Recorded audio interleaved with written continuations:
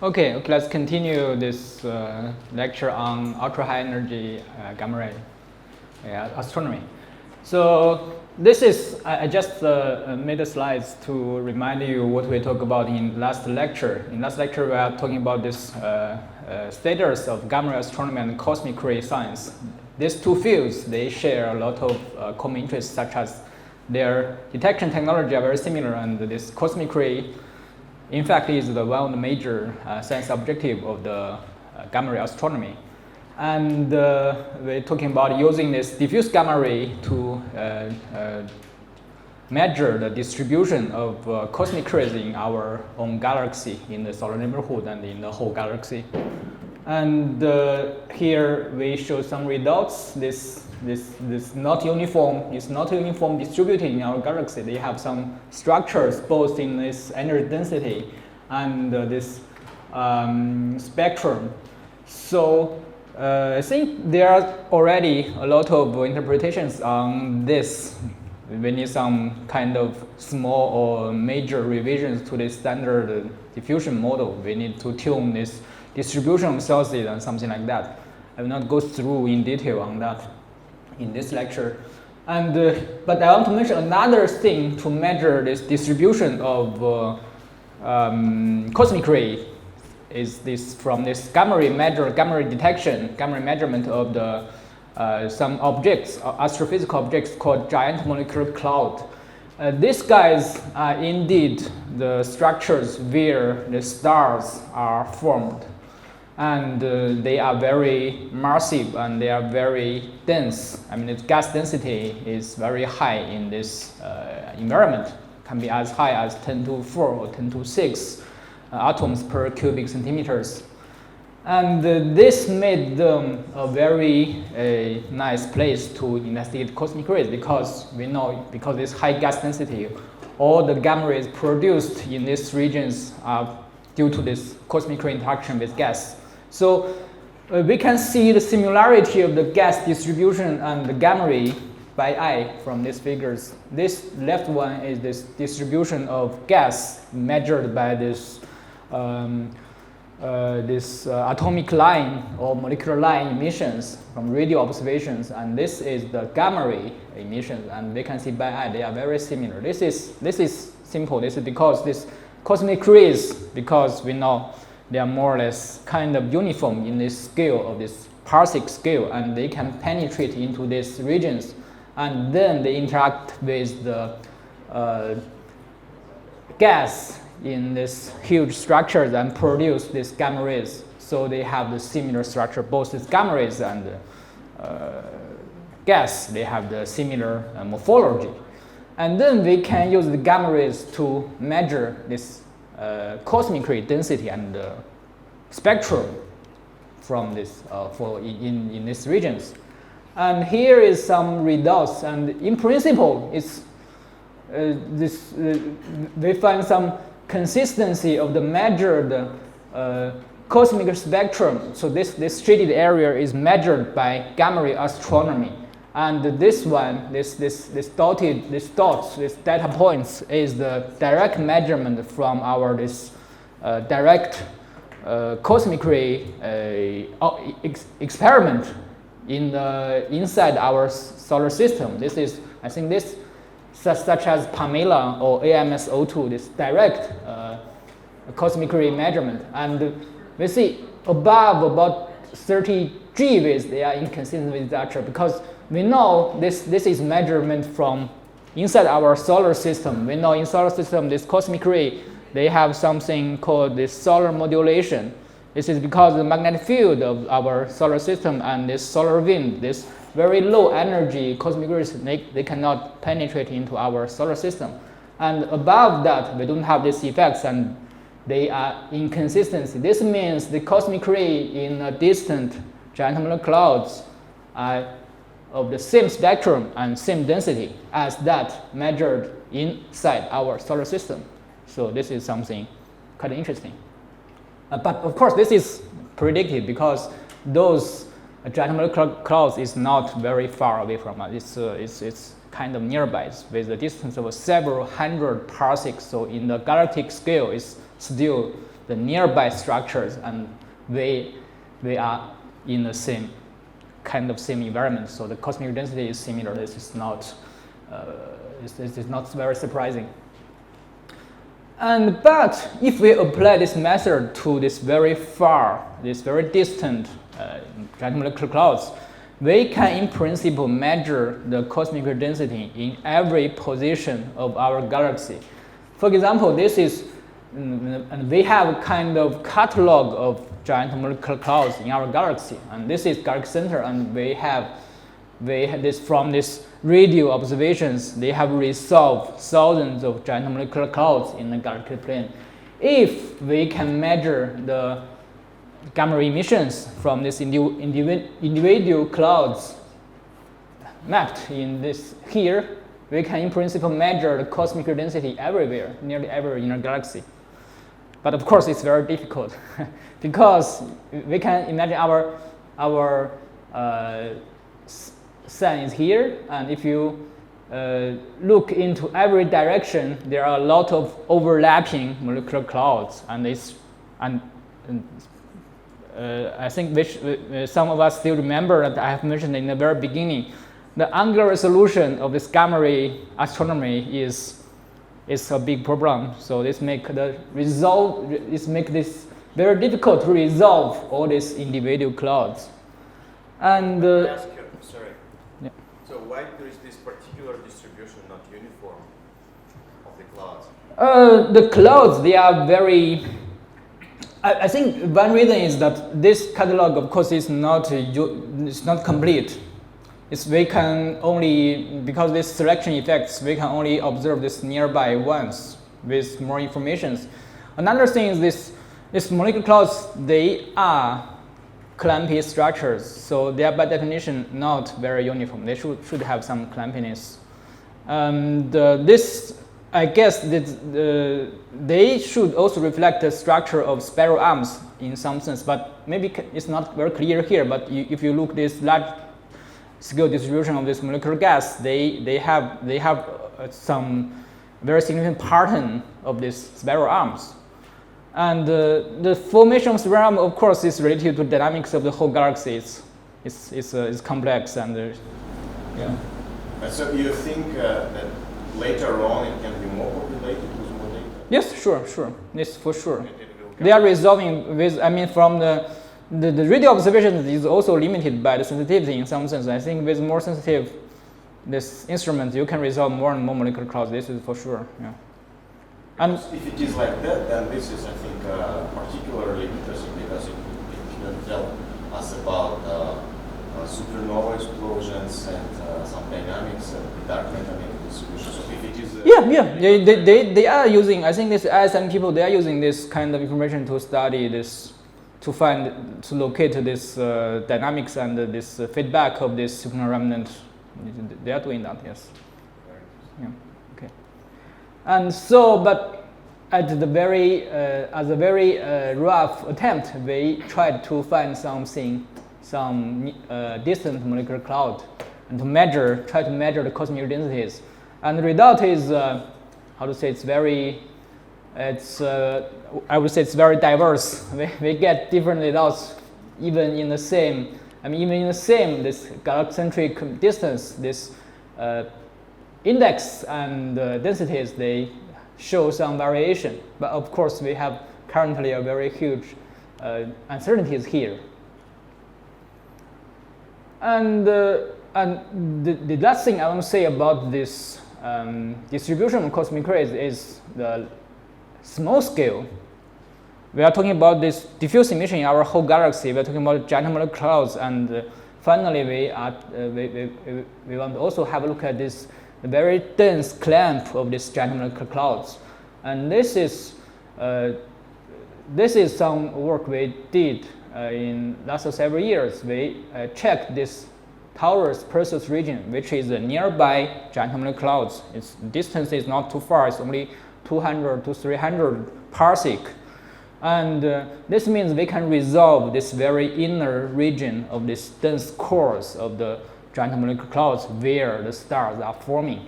And what we did is we found a kind of anti-correlation between the density of gas and the density of cosmic rays. So that's the opacity. This figure shows the distribution of gas, the density of gas, and this figure is this gamma residue. This more or less shows the density of cosmic rays.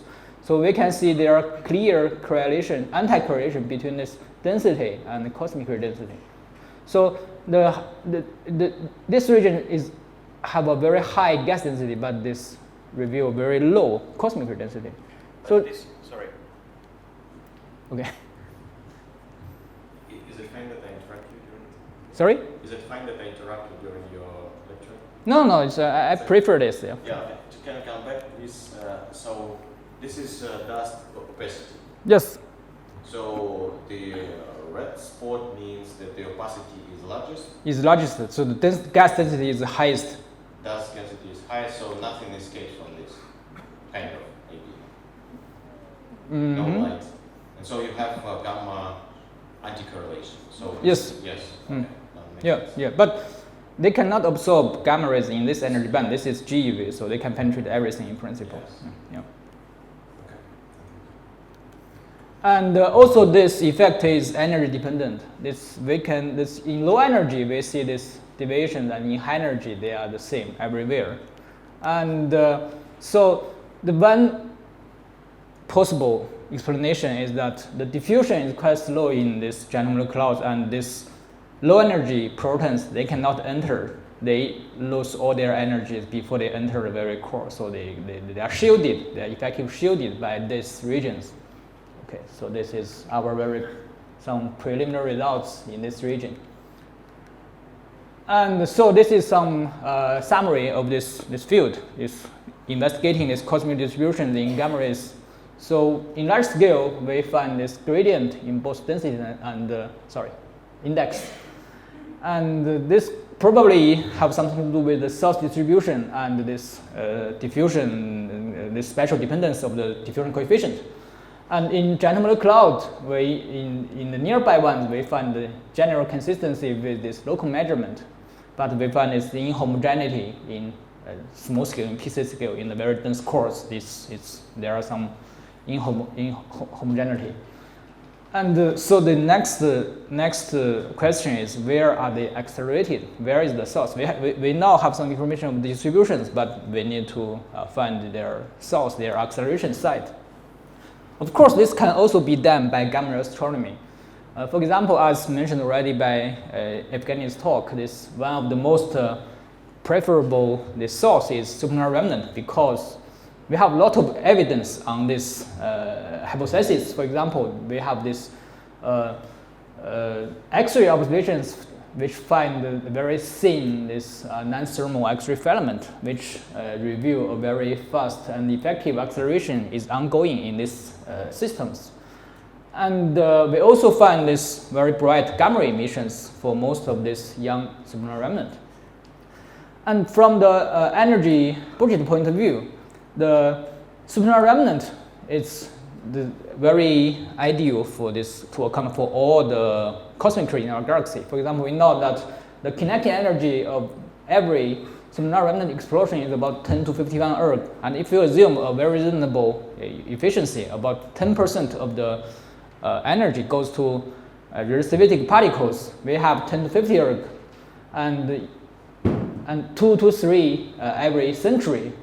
And then we have a luminosity of about 10 to 41 ergs per second. This is basically what we needed to account for all the cosmic rays in our whole galaxy. So that's why I think everyone likes superlunar remnant.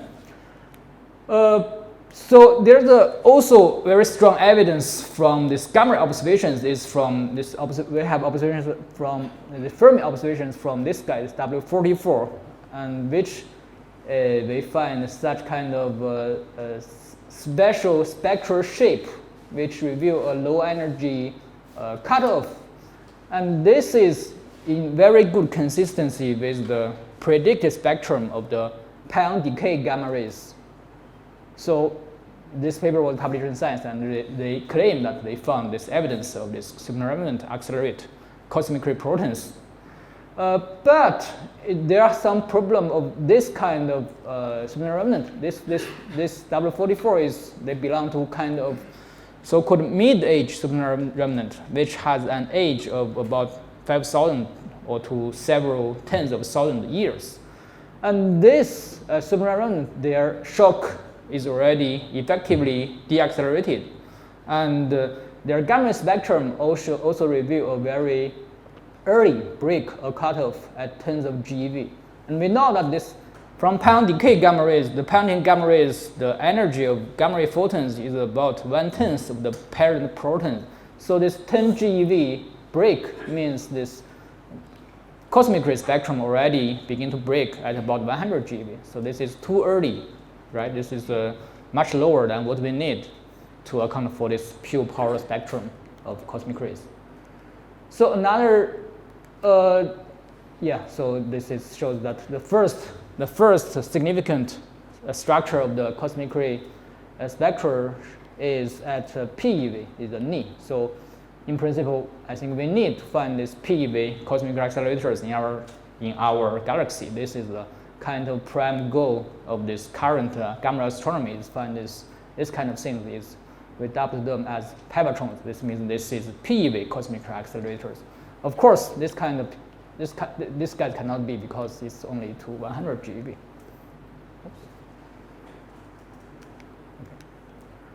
And so there's but this is quite natural because this is old ones. Their shock speed is very low. But so what about these younger ones? In fact, we have a lot of this historical supernova remnant in our galaxy, and most of them are quite bright in gamma rays. But even for these young ones, we found their spectrum is turning down earlier than expected, than what we needed. So for this young supernova remnant, we found their spectral shape begin to cut off or became soft at about 10 TeV, which is also earlier. At least it's 1 order of magnitude smaller than this PeV energy we need. So there's another example is this youngest supernova remnant in our galaxy. This is the guy is called G1.9 plus 0.3. So this we can observe the expanding of this system from X-rays, and we found the age of this system is about 100 years, and the shock speed is extremely high. The shock speed of this system is more than 10,000 kilometers per second.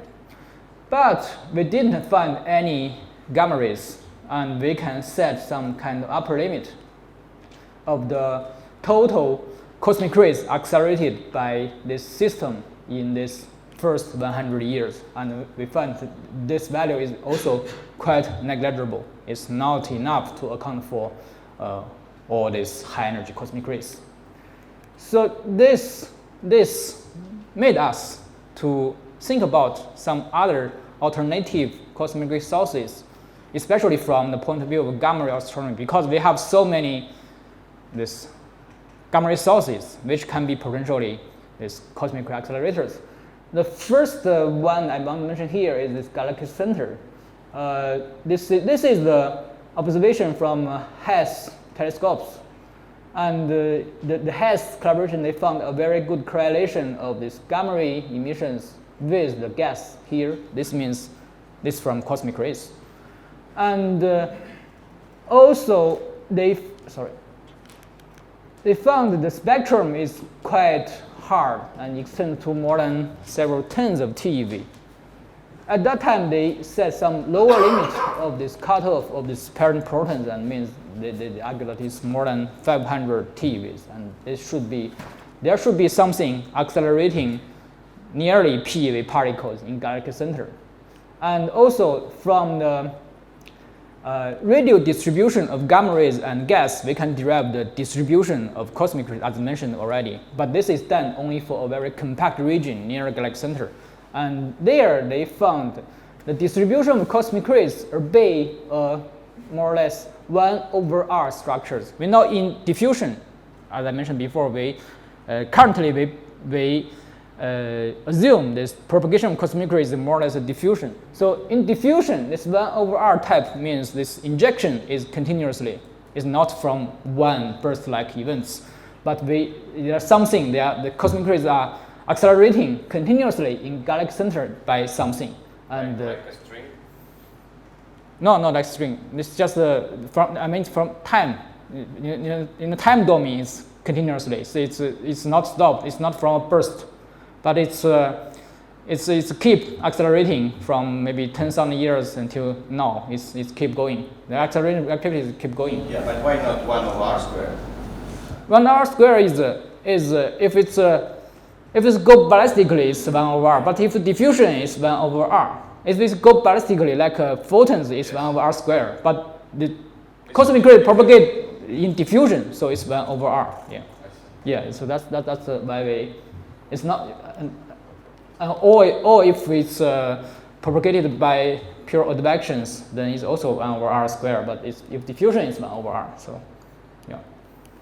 And yeah, so probably if you think about the galaxy center, the most powerful candidate probably is this Sagittarius A star. Although it's quite in quiescence now, but we cannot exclude maybe 100 years before and or 1,000 years before they are quite active and they can accelerate.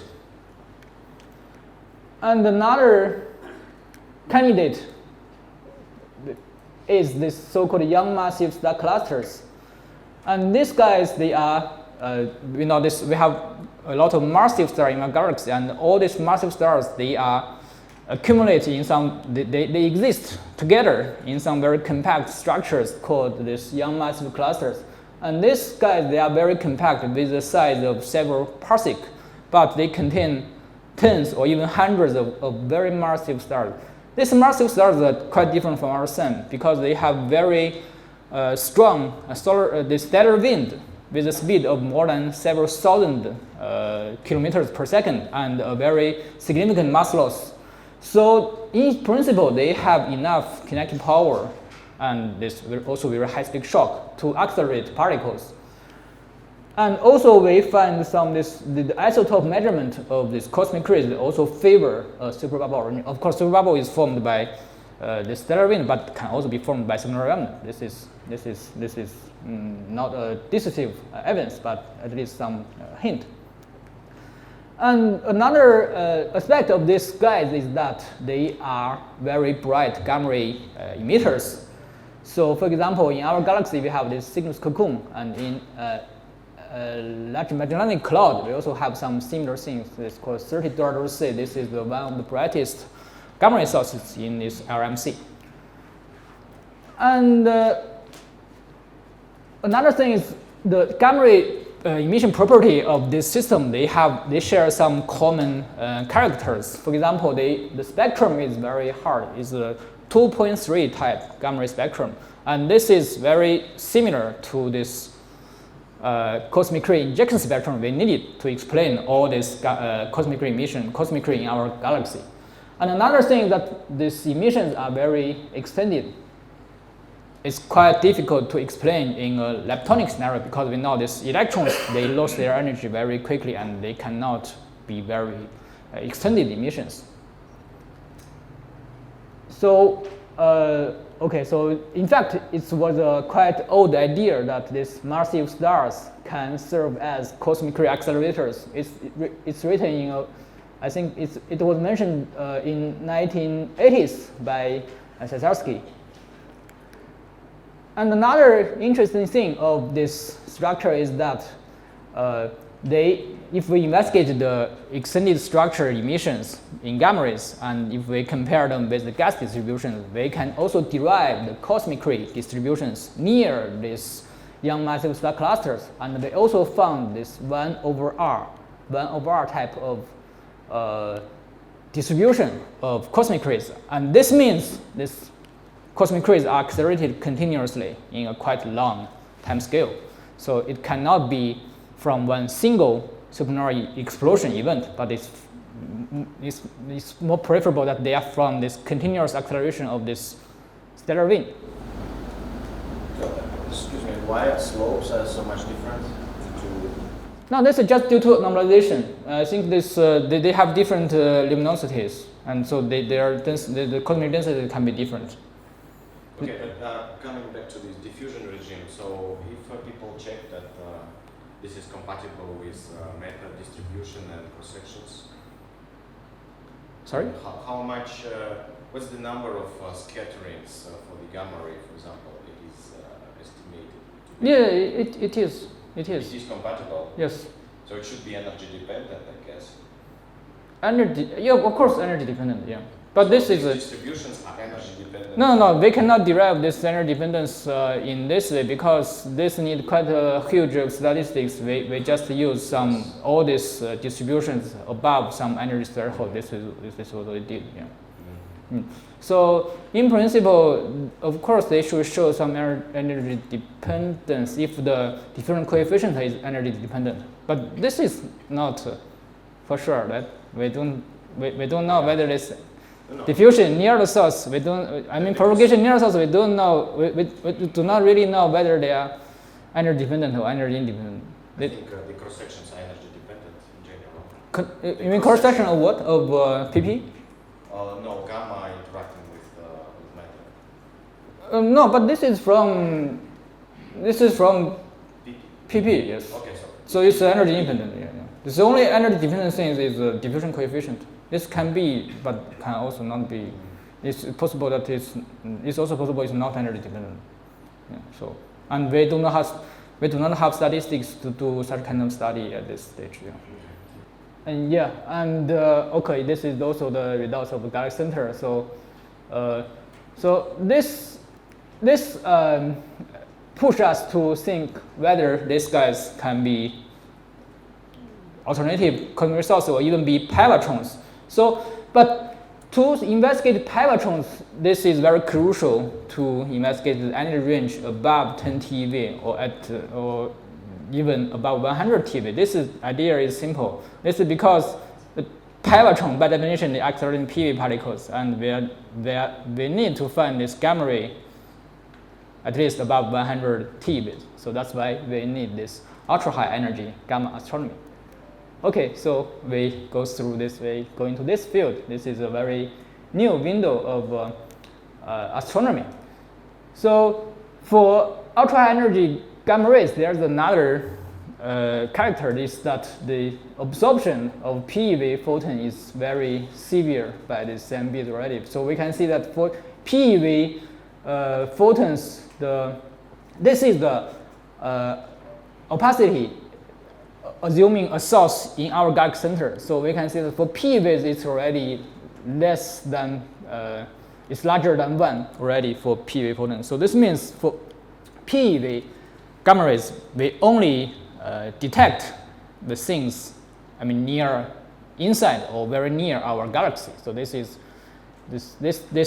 horizon is very small and it's limited, and we only observe most of the things from our neighborhood. And the first ultra high energy detections, for ultra high energy, this gamma rays above 100 TeV is from this AS gamma experiment in 2019 and from CRAP. And also Hawk collaboration, they find some very bright gamma ray sources. Some of them already achieved 100 TeV in 2019. In fact, these guys are also very bright sources in LHASO catalog because Hawk and LHASO, they share nearly the same field of view. This is 1825, 1906, and 2019. I think they are also kind of prime this source candidate for next generation neutrino telescopes. And in LHASO, published the first catalog in 2021, including 12 sources, and most of them are inside our galaxy plane. And this is the current instruments. This is LHASO, Hawk, and AS gamma is in operation. And of course, in this field, currently the most powerful instrument is LHASO. And LHASO itself contains 3 instruments, 3 sub-arrays. The first one is KM2A. This is, I think, for ultra-high energy gamma astronomy, this is the most relevant one. it contains 100,000 muon detectors and more than 5,000 electronic particle detectors, which cover an area of more than 1 square kilometers. And they are designed for this gamma astronomy above 20 TeV, which is exactly this UHE domain. And LHASO collaboration is also international collaborations. We have now more than 270 scientists, and we have 32 institutions from 5 countries, and including Russia. And I think both is JINR and MITP are involved in LHASO. And the site locates at this Sichuan province in China in the east side of this Tibet plateau. And the altitude is more than 4,400 meters, but the traffic is very convenient because it's only 10 kilometers away from Yadin Airport. By the way, this is the highest airport in the world, and it's quite interesting. This is the layout of LHASO detectors.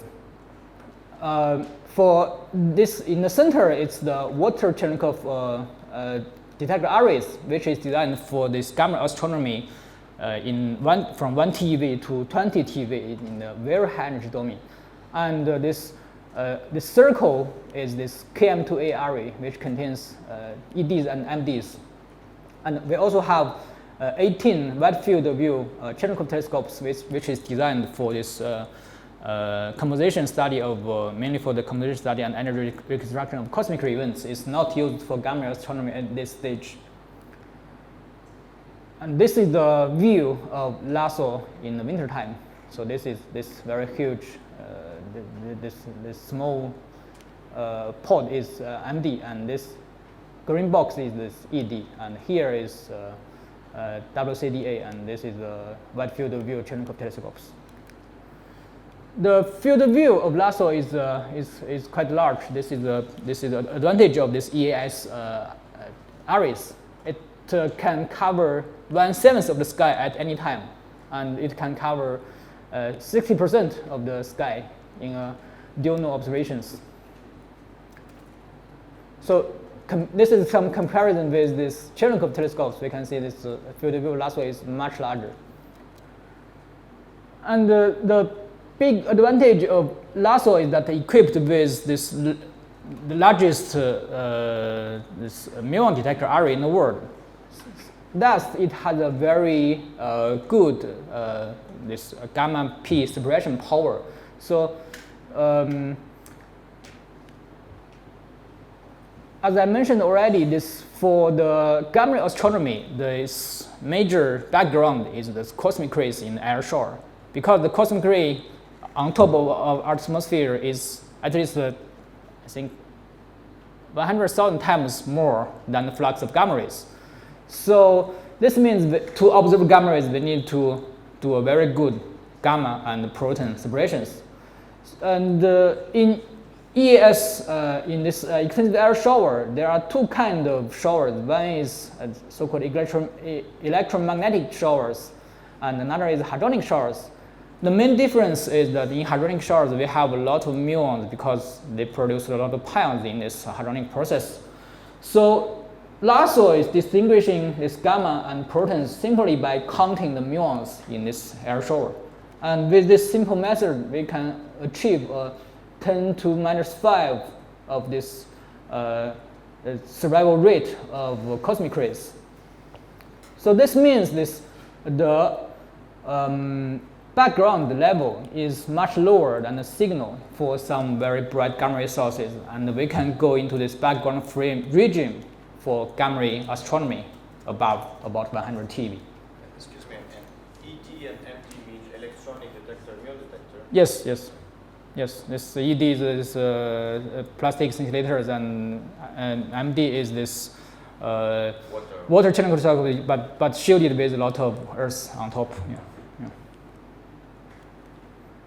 And since both this very high gamma P separation power and this area of more than 1 square kilometers, LHASO, the sensitivity of LHASO is much more better than other instruments, and even than some unplanned instruments. The city is here, and we see that for LHASO in above 10 TeV is still much better than CTA. And the angular resolution is limited, as I mentioned already, for this kind of EAS array. It's about 2.2 to 2.3 degrees, but of course it's also energy dependent, and it can the best one is about 0.2 degrees in the highest energy band. And energy resolution is also reasonable. It's a little worse than ICTs, but it's more than enough for gamma ray astronomy because we are not using that to find line structures in this energy band. The duty cycle of LHASO is more than 98% for these two major arrays. Of course, for this Cherenkov telescopes, it's limited because it's telescopes. So it can be only operated in this clear night. It's about 1,400 hours every year. And okay, so we LHASO observe this crab. Of course, as mentioned by Evgeny, this telescopes should look crab firstly to calibrate. And but for crab, we also find very interesting structures. We extend the ICD of crab to more than PeV and find some sign of this excess in comparing with this randomized SSE model. And in this the first publication of LHASO, we report these 12 ultra-high energy sources in the galactic plane. This is done using only 11 months of half array. And of course, most of them should be kind of pivotron because we detect this 100 TeV photon for all of them. And regarding this cosmic ray science, the most interested source, of course, is superlunar remnant. This LHASO detect this. Of course, we detect a lot of superlunar remnant already, but the published one is quite limited because for others we are still struggling doing this data analysis and writing papers. This W51C, I think, is our first paper regarding this superlunar remnant. And we find, combining with this Fermi-Left and WCD data, we find a very smooth gamma ray spectrum in a quite large dynamical range. And it can be well described by the power law with exponential cutoff. And we found this total proton energy in this system is as expected for superlunar remnant is about 10 to 50 erg. But the spectral shape also reveal earlier cutoff than expected. The cosmic ray protons is about 300 TeV. But this very high energy emission from this source is also quite unexpected because this guy belongs to the so-called mid-age superlunar remnant. It's quite old. The shock speed is already deaccelerated to several hundred or even less, several hundred kilometers per second or even less. So we didn't expect they can accelerate so high energy particles at current stage, but probably this is something accelerated in the early phase of this system, and they escape and interacting with this nearby molecular clouds. And another very interesting superlunar remnant in the last field of view is this Cassiopeia-A. And this guy has long been regarded as one of the best candidates for pivotrons because it's very young. The age is only 300 years, and it is in some dense environment. The progenitor of this one is a red giant and with quite strong stellar wind. And they predict, I think some theoretical theories predict that this Cassiopeia-A is a very good pivotron candidate, at least at the very early stage. And the LHASO can already put very strong this upper limit. We didn't detect ultra high energy gamma rays. We detected this guy with WCDA below 10 TeV, but for KM2A above 10 TeV, we detect nothing. But with this very stringent upper limit, we can also set upper limit on this total ultra high energy cosmic rays accelerated by these guys during its first 300 years. And we found this is also quite low value. It's lower than what we needed to account for this PeV cosmic ray in our galaxy. And this also kind of hints for search for other kind of pevatrons in our galaxy.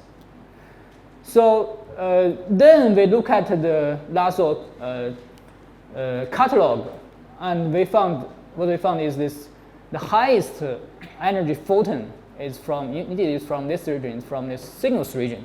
And Cygnus region, as I mentioned already, is kind of this belong to this young massive cluster system. So LHASO did a very thorough data analysis in this Cygnus region, and we found this gamma ray emissions in this region extend to really high energy, extend to more than 1 PeV. And this means if this is hadronic origin, this means the cosmic ray harbored in this region can be more than 10 PeV. And another thing is that we found a very huge gamma ray structures in this region. This is a very unexpected. The size of this gamma ray structure they find here is more than 6 degrees. And talking about physical size, this is more than 150 parsec, and this is very huge thing in the sky. And we didn't find very strong energy dependence of the morphology, which is also favor a hadronic origin, because these leptons, these electrons, they should be cool very quickly, especially at such high energy. And we expect the size of the leptonic source should shrink with energy. But for this one, we didn't find very strong energy dependence of size. Another thing is that, okay, I will go quickly, but I only talking about this some conclusion in this region. We found that the physical picture is that we have a very strong cosmic ray injectors in the center of this region, and this injection spectrum should be at least more than 2 PeV, and we also require a very slow diffusion in this region to confine these high energy particles to form these very bright gamma ray structures. And another similar system is this starburst, galactic mini starburst W43. So this region is also of strong interest in astronomy, because this compact region, they contribute more than 10% of our star formation rate in the whole galaxy.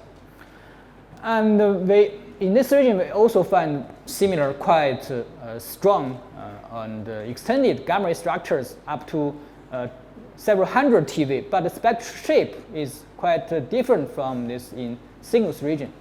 So at current stage, we think this may also related to this young massive star clusters or this massive star wind in this system, but this different gamma ray structures may reflect the different environment between the Cygnus and the W43 regions.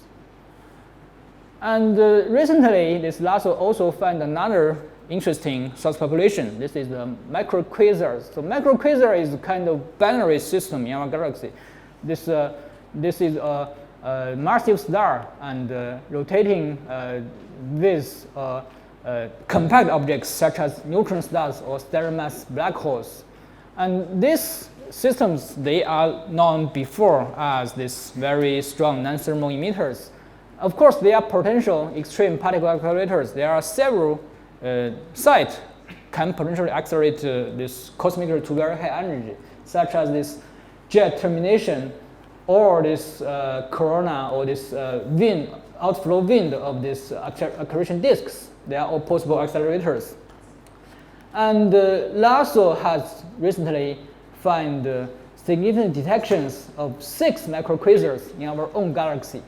And they all show a very strong gamma emissions above 100 TeV. And especially for this one, this V4641, the spectrum extends to nearly 1 PeV. This is gamma ray spectrum. And the spectral shape is very hard. And if we consider this absorption of this source, this spectrum could be even harder. And another very interesting thing is this microquasar ISS433.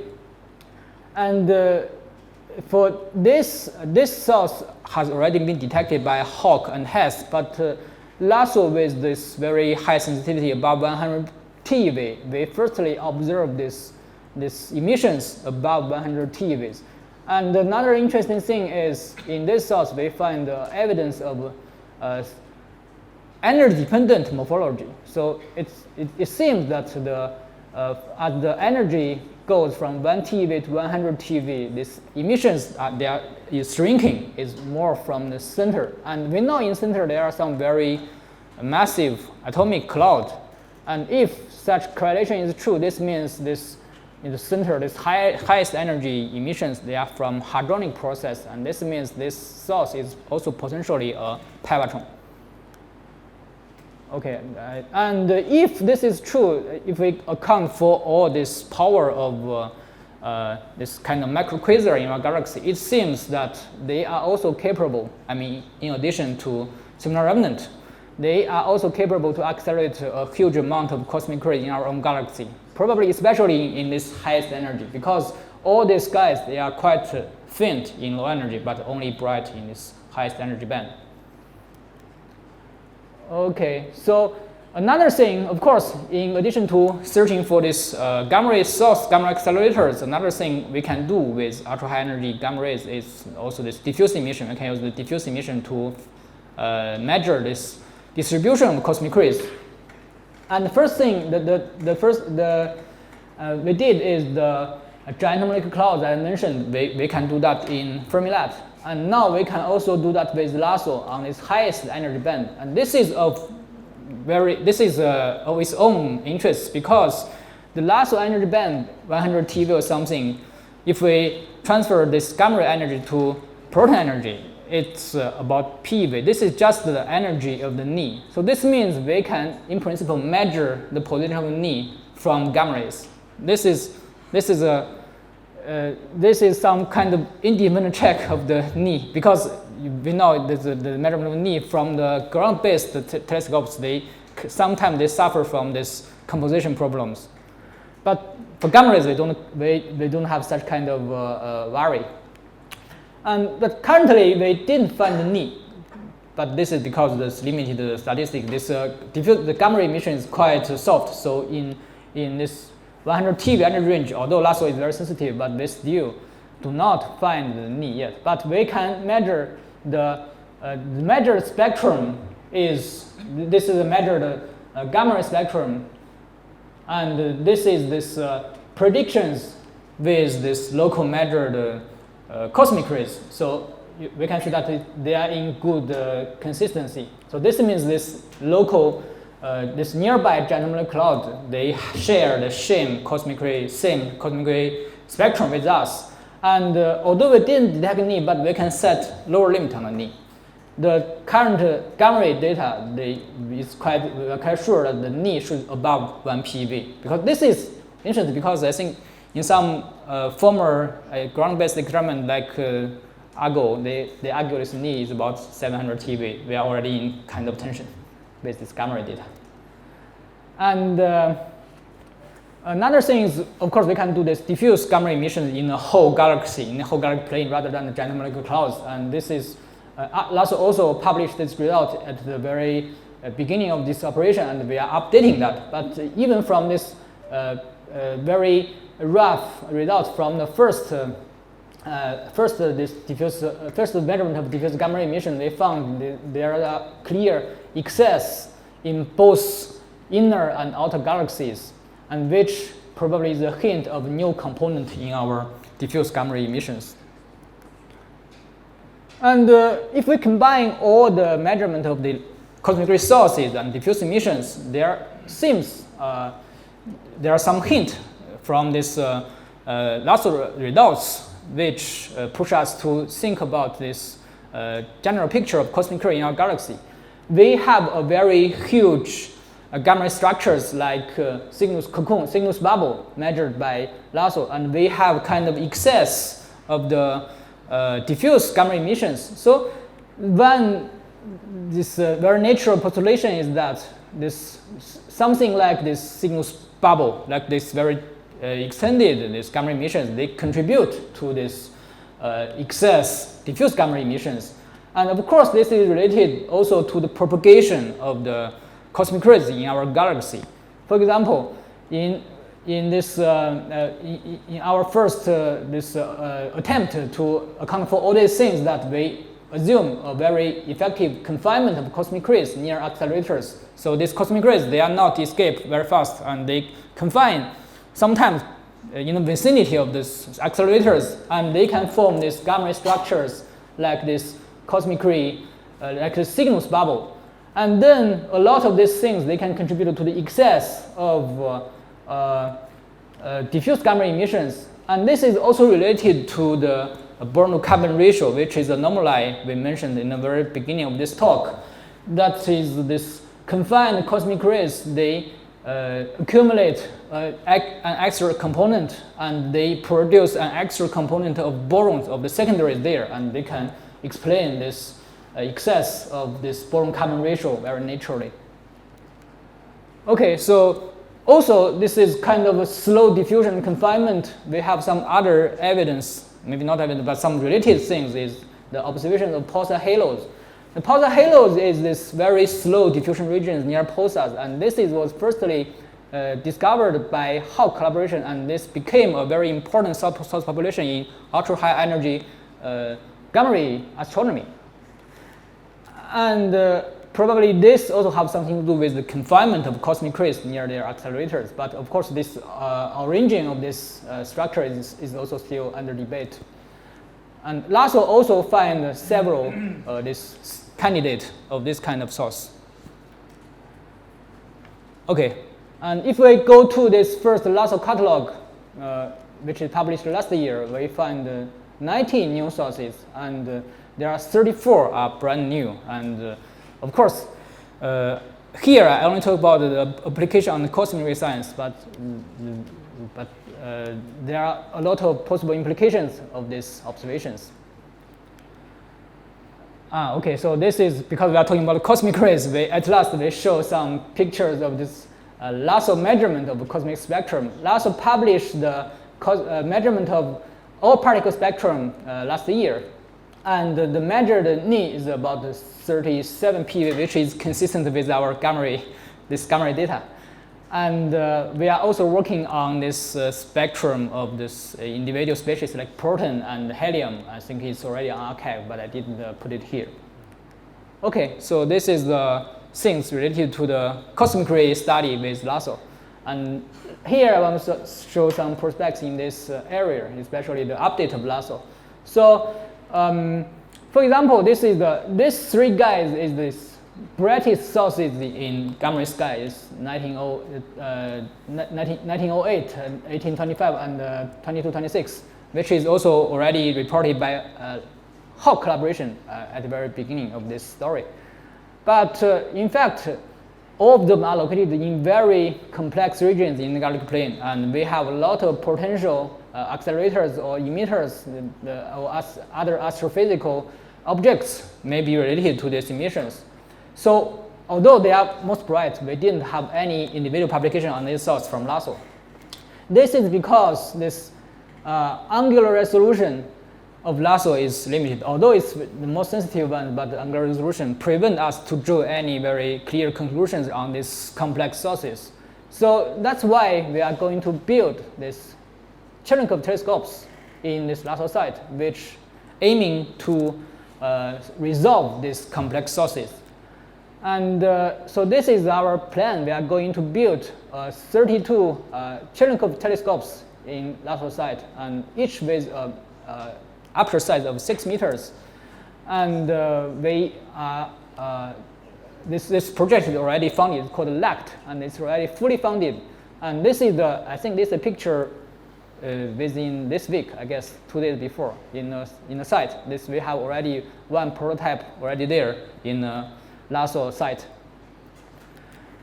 And another interesting thing is to put this Cherenkov telescopes in LHASO site is that we can do this joint reconstruction with different techniques. We can reconstruct these gamma ray events from both these muon detectors and Cherenkov telescopes. As I mentioned before, these muon detectors, they can provide a very good gamma K separation. So this means we can, in principle, improve the sensitivity of these Cherenkov telescopes by using this muon information. And we did a kind of preliminary study. We found that the sensitivity of Cherenkov telescopes can be improved by about 20 to 30% at the highest energy. And this is our expected performance of the LHAT array, this Cherenkov telescope array, and which is we can achieve an effective area of several square kilometers, and we can achieve an angular resolution of less than 0.6 degrees, and at best we can also achieve kind of 1 arc minute in the highest energy. And this is our schedule. We are, I think we already have the telescopes inside now, and we will have the first light in next observation season, because now in this last site the weather is very bad in summer. We cannot do Cherenkov telescope observations, but in October hopefully we will have the first light. And in the end of 2028 we will have this full array with 32 telescopes, and at that time this will be the most powerful Cherenkov telescopes arrays in the northern hemisphere for this ultra high energy band. Of course, we have CTA, but CTA only have these LSTs in northern hemisphere, so they will focus on the lower energy band. And also, we have Taiga here. I want to mention it because this is a shared, quite similar concept with LHASO. It's also equipped with several different kind of these detectors, which can jointly reconstruct the events of cosmic rays and gamma rays. And another interesting field is this neutrino astronomy. Of course, this neutrino, they are highly related to this cosmic ray studies, because all this hadronic process I mentioned in this talk, they will produce inevitably this neutrinos as well. But currently this S-cube, this or this Antares sensitivity, of course, is not enough for this cosmic ray study. So this requires the next generation telescopes. Of course, we have this GVD here in Baikal, and in China we also have two future plans. One is this Trident, led by this TDD Institute, which is already have some progress and some publications.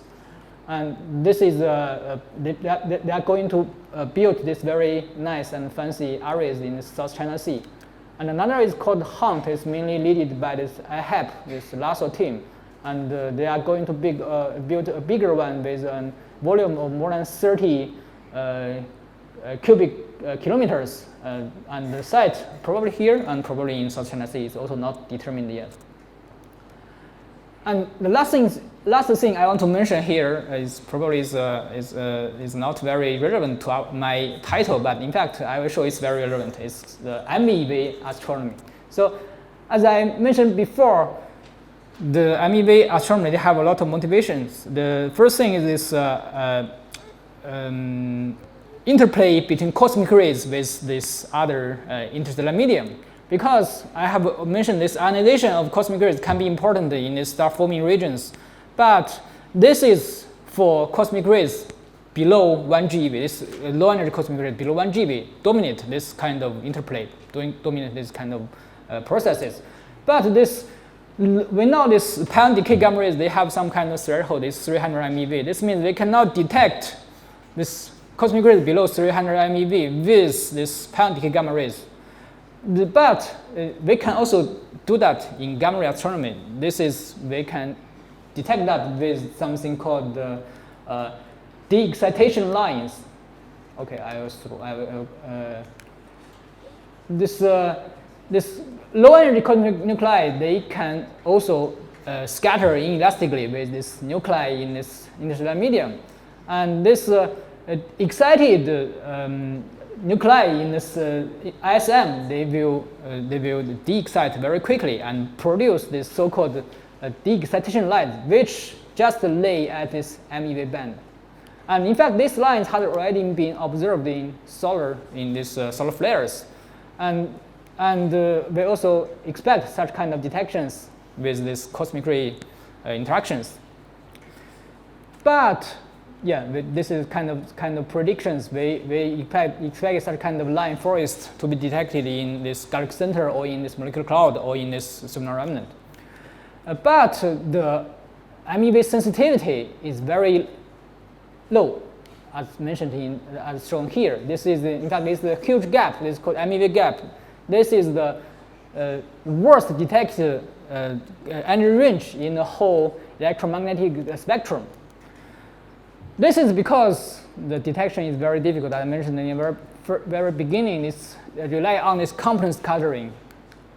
But in addition to this low energy MEV, low energy cosmic ray science, there are a lot of interesting science in MEV band. For example, this neutrino event. We know, I think, just in this COVID break, this Zhang Lai, Professor Liu, asked me about the question why there is no gamma rays in these bright neutrino sources.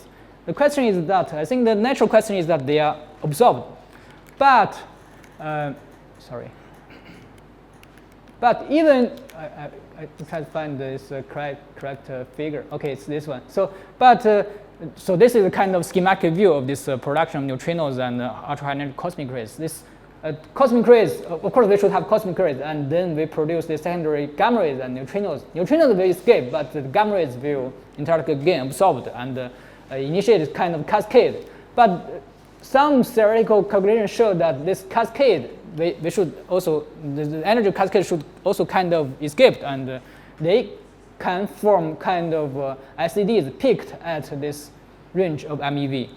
So this means all these neutrino sources are potentially bright MEV sources, and we can measure this MEV source to pin down this acceleration mechanism and all this environment of this acceleration site, and this can be a very valuable energy range related to this origin of ultra high energy cosmic rays as well as this neutrinos.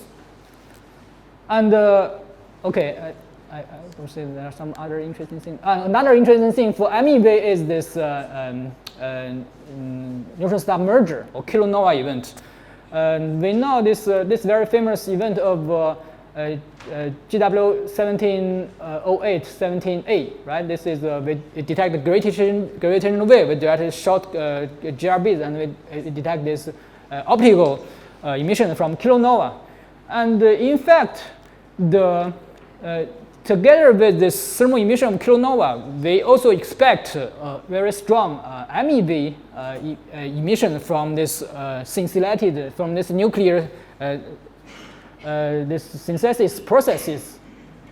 And some people have predicted this value can be quite, the flux can be quite high, and we expect to observe that with the next generation is MEV instruments, and this is also very important scientific objective.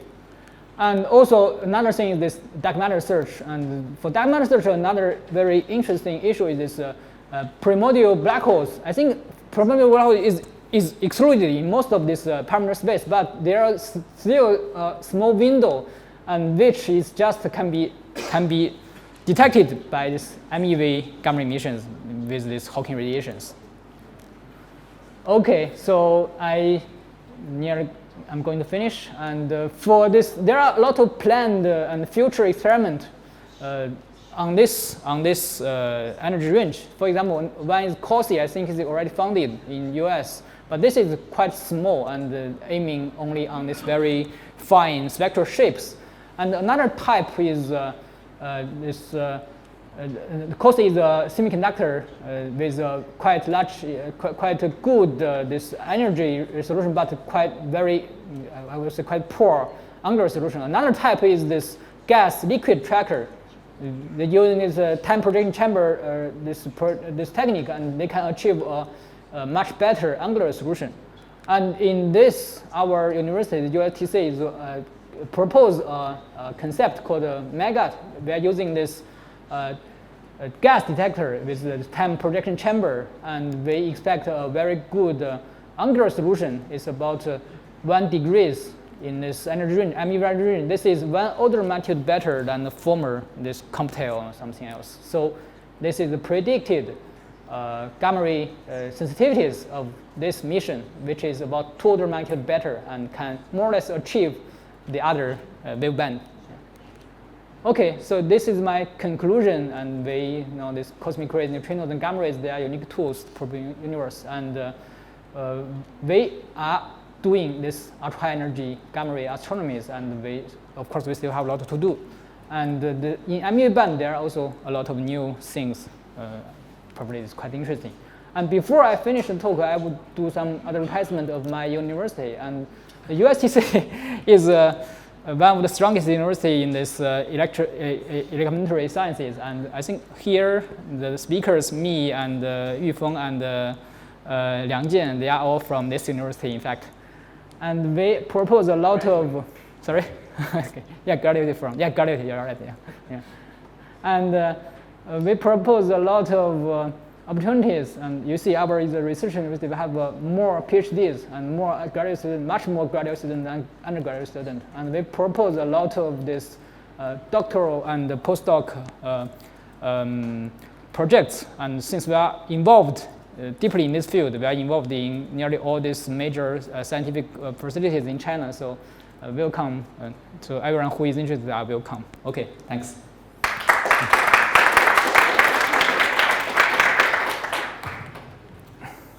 Questions?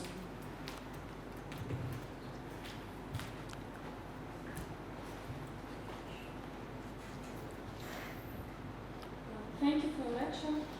At LHASO, you have muon and electron detectors for detection of extensive air shower induced by gamma. So for gamma astronomy, do you need to take into account changes of atmospheric parameters? Sorry, what kind of parameter? Atmospheric. Yeah, sure. We need to, and yeah, of course, for example, in Corsica simulations, you need to set your atmospheric parameters. Yeah, and we have these lasers and leaders to observe, to monitor the atmosphere regularly. Yes, this is important. Especially for this Cherenkov, I think it's more relevant. Yeah. Other questions?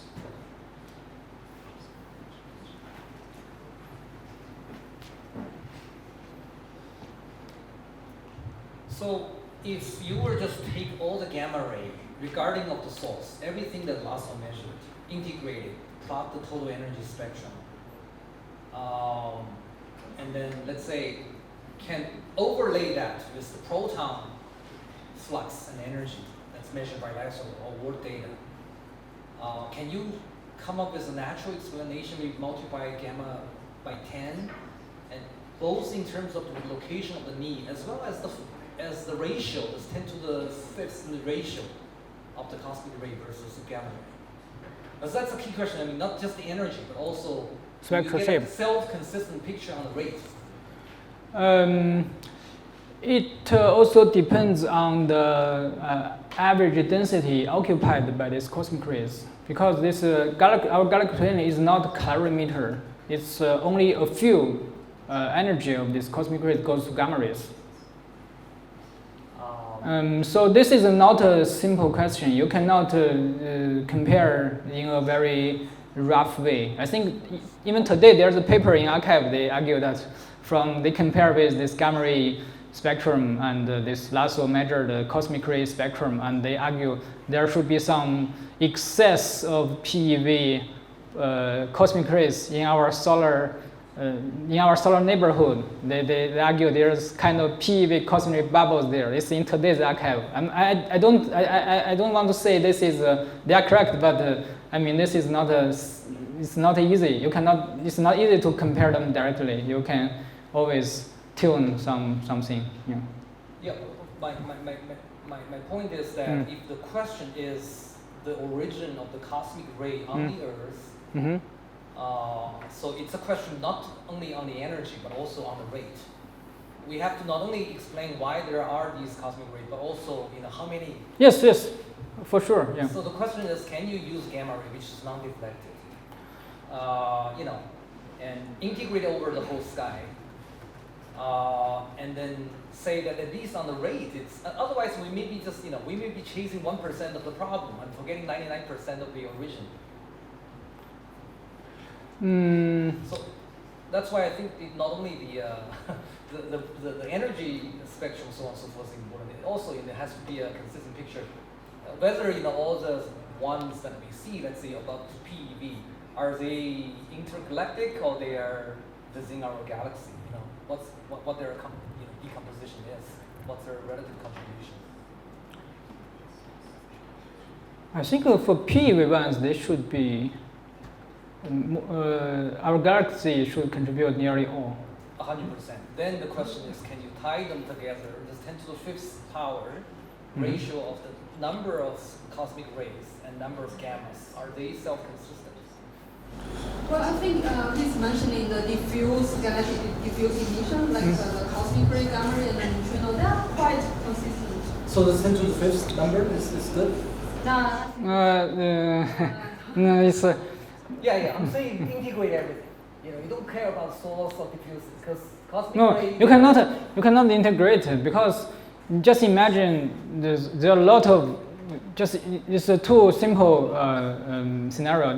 One is this cosmic ray and gas, they are all homogeneous, and you can derive a cosmic ray diffuse gamma ray density, and right, and another is this the cosmic ray density if they have some correlation with the gas density. This means in this dense region you have more cosmic rays. In this case, the gas total amount of gas is the same, the total amount of cosmic rays is the same, but you can predict a much higher gamma ray densities. So this is in this sense, I mean, it's not very straightforward to compare these two. Also, I think we have the same problem with comparing this diffuse gamma ray emissions and from LHASO and the diffuse neutrino emission measured by S-cube. I think at the first glance, the two is the same thing. They should be compared directly. But I think different groups, they have different conclusions. I think someone argued that this gamma rays is much higher than the neutrino flux, and we should have some extra component of gamma rays. But some other groups, they argue that this neutrino flux is much higher. Most of these gamma ray sources should be hadronic. Yeah. And so, yeah. Just to comment, in general, people are doing this kind of comparison, theories, right? Yeah. So they just select some preferable model for the production of cosmic rays and gamma rays. Yeah. They are producing these in different energy bands, different intensities, and then they make these curves, which kind of go in the data. But as Ruizhi is saying, this depends on the models too. Yes. I have 2 questions. So first is about the so-called muon puzzle in the showers. Okay. Showers.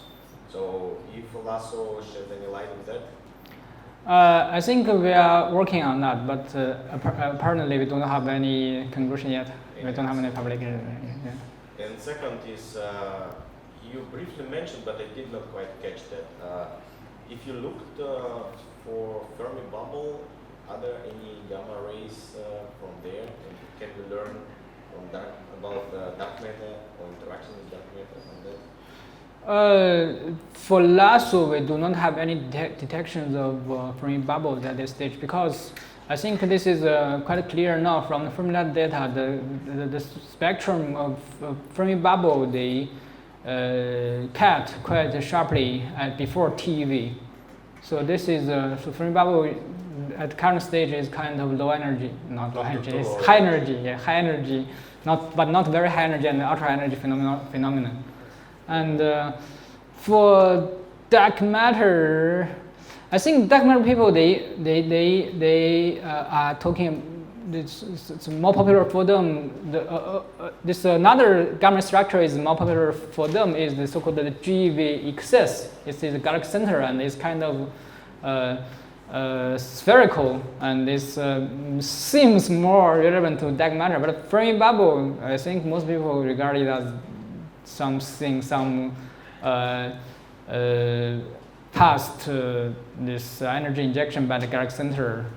and they have this related to this galactic outflows, but not to dark matter. Yeah. And I have one more question for the last one. So you extensively mentioned this diffusive regime. On the other hand, one can look for kind of voids in the galaxy where you don't have an apparent matter, where you probably should not expect any diffusion regime. But presumably there is dark matter there, still invisible. And if gammas interact with the dark matter, then they should be maybe also in a diffusive regime, or at least you can say something about the cross-section of the interaction, gamma with dark matter. But if you're talking about the interstellar medium, from this point of view of interstellar medium, there's no really void in our own galaxy, right? Not really void, but with less matter, certainly we have it. So it's not uniform, right? Yeah, it's uniform, that's true. Yeah. I think that limit is certainly will be much weaker. Yeah, should be weaker. Yeah. Galaxy. I mean, in the center of the galaxy, in principle, if you just look at gamma rays emission there, well, then it's become very model dependent. You know, you have sensitivity, but it becomes how do you do the factor? But when people are doing that in the dwarf galaxy, like that would be much more stringent limited from. But looking at a gamma ray scattered somewhere that's really it also depends on this depends on whether you are looking for the decay dark matter or annihilation dark matter. That's true. For annihilation dark matter, of course, this core of dwarf galaxy set is more stringent limit. But for decaying dark matter, I think LHASO has some publications on this high altitude. They use some high latitude. This means some really diffuse regions to check whether they can set some upper limit on a decaying ultra heavy dark matter. Yeah, in these regions the limit, I think, is similar to those from galaxy cluster and from the dwarf galaxy. Yeah. Any other questions? You told us about the supernova remnant, the young one that was not detected in energy gamma rays. Is there anything special about the background at this spot of the sky, or not? It's just a normal one? I think this is in a. I know you mean this one. This one is in quite a good position for LHASO. It's near the galaxy center, but not we are 2 degrees away from galaxy center, and the altitude, the galactic longitude is about 0.03. So the background here probably can be a little higher because this is near galaxy center, but not very bad in very high energy domain. It's a good. I mean, for LHASO, it's a very good target. Thank you. So actually, I also have a short question. The last part about low energy cosmic rays should be neutrinos, and neutrinos. Am I right that these neutrinos will be in math region? So we can try to detect these neutrinos with heteroelectric neutrino scattering or something like that. Am I right? Sorry, we can detect the neutrino? Neutrinos from low energy cosmic rays. But this flux should be very, very low compared with this supernova remnant, supernova explosion neutrinos, because you know this cosmic ray flux, I think, is going down for lower energy because this very high ionization energy loss. So we do not expect a very high flux both in cosmic rays and the accompanied neutrinos. Yeah. Thank you. So if there are no questions, let's thank the lecturer.